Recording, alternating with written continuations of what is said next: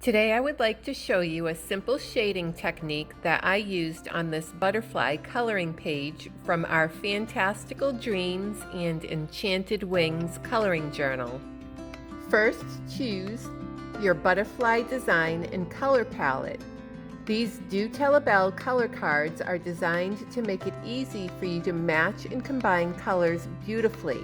Each card also features a butterfly line art to help you practice your coloring skills. Select your adult coloring page. Here I've picked this butterfly from Fantastical Dreams and Enchanted Wings and matched it with this vibrant color palette.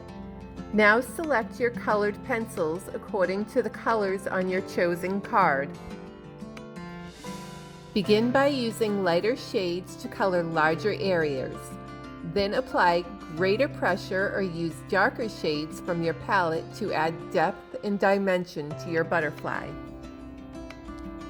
Visit our Pinterest board for more tips and tricks on using these color cards effectively. Happy coloring!